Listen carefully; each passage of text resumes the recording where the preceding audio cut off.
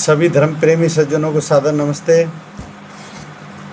साथियों, मैं सत्य प्रकाश आर्य अपने इस YouTube चैनल पर स्वाध्याय सत्संग रूपी आध्यात्मिक चर्चा में आपका हार्दिक स्वागत करता हूं। साथियों, संतों की वाणी पर बात कर रहे हैं और संतों की वाणी की श्रृंखला को आगे बढ़ाते हुए आज वाणी लेते हैं वाणी धरनी दास जी। अब देखिए, इस श्रृंखला में आगे बढ़ते हुए कल हमने लिया था वाणी संत चरणदास जी।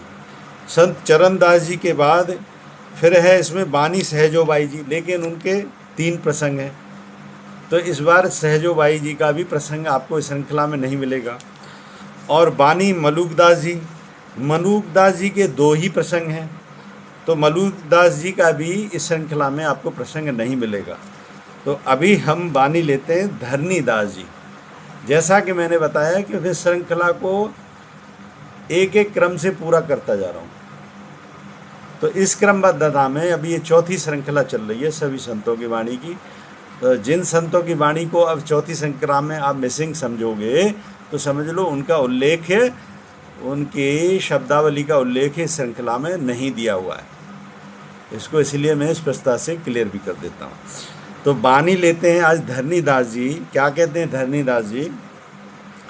मोसो प्रभु नहीं दुखित तुम सो सुखदाई। हे प्रभु, हे परमपिता परमात्मा, मोसो नहीं दुखित, मेरे जैसा कोई दुखी नहीं है, और तुम सो सुखदाई, और आपके जैसा कोई सुख देने वाला नहीं है। और मनुष्य जब तक शरीर है, आप कोई ना कोई दुविधा तो प्रत्येक व्यक्ति को रहती ही है जब तक ये शरीर है। पूर्ण सुखी तो वो परमात्मा ही है, केवल और केवल वो परमात्मा ही पूर्ण सुखी है। तो इसलिए क्या कहते हैं धरनी दास जी? मोसो प्रभु नहीं दुखित, मेरे जैसा कोई दुखी नहीं है प्रभु, और आपके जैसा कोई सुखी नहीं है। दीन बंधु बान तेरो आय करूं सहाय। दीन बंधु बान तेरो, दीनों के तुम बंधु हो, ऐसा आपका स्वभाव है। दीन बंधु बान तेरो, बान तेरो का मतलब है ऐसा आपका स्वभाव है, गुण स्वभाव है ऐसा आपका। दीनों के आप बंधु हो, आय करूं सहाय, अब आके मेरी सहायता करो। इसको कहते हैं प्रार्थना। सभी जगह तुलनात्मक दृष्टिकोण से देखोगे तो सभी जगह प्रार्थना भी है, उपासना भी है और स्तुति भी है। अब इसमें क्या है, धरनी दास जी प्रार्थना कर रहे हैं कि मैं प्रभु परेशान हूं, मेरे जैसा कोई दुखी नहीं और आपके जैसा सुखी नहीं, कोई सुख देने वाला नहीं, तो फिर क्यों मेरे कष्टों को दूर नहीं करते? दीनों के बंधु हो तो आप मेरे दुखों को दूर कीजिए, ऐसी प्रार्थना की जा रही है। मोसो नहीं दीन और निरखो नर लोई, मेरे जैसा कोई दीन नहीं है। दीन कहते हैं एक तरीके से मतलब जिसकी क्षमताहीन। ये संसार में आपको बहुत सारा ऐसा भी पड़ाव जीवन में आते हैं कि कोई तुमसे क्षमतावान है, तुम अपनी राह चल रहे हो, बहुत सी दफे बिना मतलब के लोगों से टकरा जाते हो। प्रकृति के बहुत सारे स्वरूप हैं जो बहुत सी दफे आपको जबरदस्ती पकड़ते हैं, आपका कोई सरोकार नहीं होता उस प्रकार की ऊर्जाओं में, क्षेत्र में जाने न जाने का, न उनको पकड़ने का। लेकिन क्योंकि ये जड़वत क्षेत्र है पूरा, इस जड़ से पूरे जड़वत क्षेत्र को पार करने के निकलना होता है यहाँ पे, तो बहुत सी दफे आपका ऐसा भी सामना होता है ऊर्जाओं से। तो दीन बंधु बान तेरो, आपका दीनों का सुख देने का स्वभाव है। आय करो सहाय, मेरी सहायता करो। मोसो नहीं दीन और निरखो नर लोई, निरखो काय परखो, नर लोई संसार के सब लोगों को देख लो। हे संसार के सब लोग देख लो, मेरे को परखो। पतित पावन निगम कहत रहत हो कित गोई। पतित पावन निगम कहत, पतित पावन, पतितों को पावन करने वाले हो आप, पवित्र करने वाले हो। हम परमात्मा से ये भी तो कितनी प्रार्थना करते हैं कि हे परमपिता परमात्मा, हमसे कभी इस जन्म पर्यंत पूर्व जन्मों में कोई भी गलत कार्य हुए उन सब के लिए हमें क्षमा करो, क्योंकि शरीर द्वैत से बना है। तो पतितों को पावन करने वाले हो, अगर मैंने कुछ भी पाप किए उन सब से मुझे पवित्र कर देते हो आप, यानी उन सब के संस्कार को भी आपके अंदर क्षमता है कि उनको सबको निष्क्रिय कर देते हो। पतित पागम निगम कहत रहत हो कित गोई। तो पतितों को पावन करने वाले हो, सभी लोग कहते हैं। वेदों में ये बात कही गई है, निगम कहत, निगम का मतलब वेद इस बात को कहते हैं। रहते हो कित गोई, फिर आप किधर रहते हो, क्यों नहीं मेरे इन कष्टों को दूर करते। ये सब प्रार्थना है। मोसो नहीं पतित और देखो जग टोई, मेरे जैसा तो कोई पतित नहीं है, और देखो जग टोई। जग टोई, जग में ढूंढ के, पूरे जग में ढूंढ के देख लो, मेरे जैसा कोई पतित नहीं है। पतित वही, पतित शब्द जो होता है अपने स्तर से गिरे हुए इंसान के लिए भी होता है। अपने स्तर से जो मनुष्यता से जो नीचे गिर जाए पतित। और संत लोग तो उस मनुष्य स्तर से बहुत ऊपर होते हैं, लेकिन वो फिर भी अपने को पतित की संज्ञा से क्यों इस बात को उच्चारण कर रहे हैं, इसका मैं आज आपको अर्थ बताता हूं। अरे जब तक मनुष्य कर्म बंधन में है, शरीर है ये, तब तक पतित ही हो आप। प्रत्येक व्यक्ति तब तक पतित के क्षेत्र में है, पाप के ही क्षेत्र में है।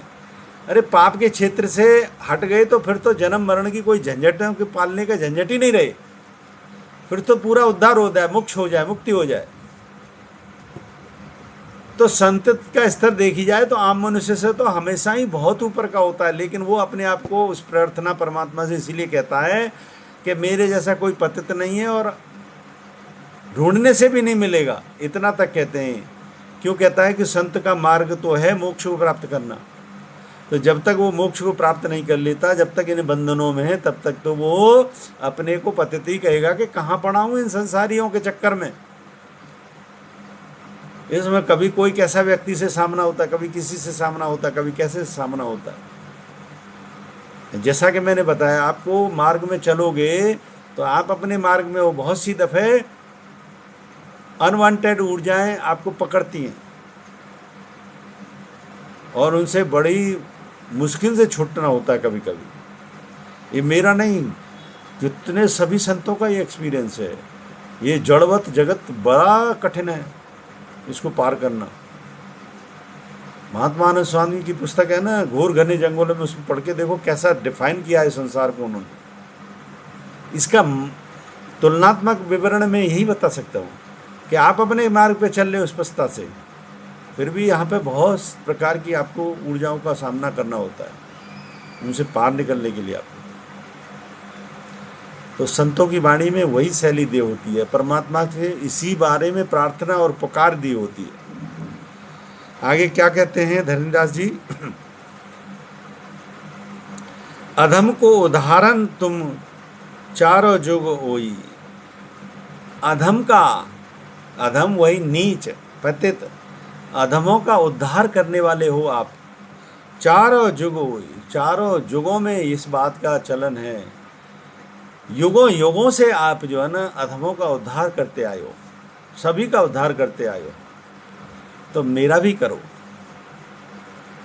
कहते हैं ना युगों युगों से परमात्मा, ये जो बात कही जाती है कि यदा यदा ही धर्मस्य ग्लानिर्भवति भावतः, तो कृष्ण ने कही है बात कि जब जब धर्म की हानि होती है मैं अवतार लेता हूँ। वो शैली को समझो। युगों युगों से इस प्रकार का ज्ञान, इस प्रकार का महापुरुष हमेशा इस धरती पे आता रहा है। जिस जिस प्रकार के ज्ञान की जब जब आवश्यकता होती है, युगों युगों से यही चलन चला आ रहा है। यही धरणीदास जी कह रहे हैं कि अधम को उदाहरण तुम चारों युगों में तुम उद्धार करने के लिए अधमों का आते हो। माते अब अधम आही कवन धो बड़ोई। तो मेरे जो है ना, मेरे जैसे अधम का अब कब उद्धार करोगे। धरनी मन मनिया एक ताग में परोई। इस धरनी ने तो मन मनिया एक ताग में पुरोई। अब आप मेरे चाहे अधर्म के कामों को समझो, चाहे धर्म के कामों को समझो, चाहे विद्या के कामों को समझो, चाहे अविद्या के कामों को समझो, चाहे सत्य के कामों को समझो, चाहे असत्य के कामों को समझो, मैंने तो सारे अपने कर्मों को एक मन मनिया, एक उसमें पुरो दिया है। ये कहते हैं ना कि ये सारा सृष्टि क्रम एक जैसे माला में मन के पुरे होते हैं ना, एक धागे में, इस प्रकार से पूरा हुआ है पूरा जगत। धरणीदास जी उससे तुलनात्मक तौर पर क्या कह रहे हैं कि मैंने तो अपने अच्छे और बुरे कर्म उसी प्रकार से पुरो के आपको समर्पित कर दिए, क्योंकि मैं अच्छा हूं तो आपका हूं, बुरा हूं तो आपका हूं, सब कुछ आपको समर्पित है। धरनी मन मनिया एक ताग में पुरोई। एक तागे में पुरो दिए मैंने तो अपने अच्छे और बुरे सारे कर्म। आप न करे जान ले हो कर्म फंद छोई। अपना समझ के क्या अच्छा है क्या बुरा है ये आप जानो, और कर्म फंद छोई, इन दोनों अच्छे और बुरे कर्मों के फंदों से मुझे छुड़ा दो। कितनी अच्छी बात है। मैं कहता हूँ संतों की वाणी में भी वो रस होता है कि जो ज्ञान हमको कभी कभी वेदों से, उपनिषदों से, जो हमारे महान से महान ग्रंथ हैं उनसे मिलता है ना। इस बात को कृष्ण ने गीता में कहा हुआ है कि पूरा संसार मनके की भांति जैसे माला में मन के पिरोए होते हैं, इस तरह के इससे पिरोया हुआ है। अभी संत वो क्या कह रहे हैं, वो कर्मों को उस प्रकार से पुरो करके धरणीदास जी ने परमात्मा के हवाले कर दिया कि अब अच्छा क्या है बुरा क्या है ये आप जानो और आपका काम जाने, मुझे तो इस सारे फंदों से छुड़ा दो बस। आप न मुझे अच्छा चाहिए न बुरा चाहिए, इन सब से मुझे मुक्ति चाहिए, मोक्ष चाहिए, और यही आध्यात्म का मार्ग है। मुझे उम्मीद है बहुत अच्छे वाक्य थे धरणीदास जी के। ये चर्चा अवश्य पसंद आई होगी। पसंद आई है तो इस वीडियो को लाइक करें, अधिक से अधिक शेयर करें। शंका समाधान के लिए कोई प्रश्न तो कमेंट बॉक्स में लिखें। बने रहें मेरे साथ। बने रहने के लिए बहुत बहुत धन्यवाद। इत्योम सम नमस्ते।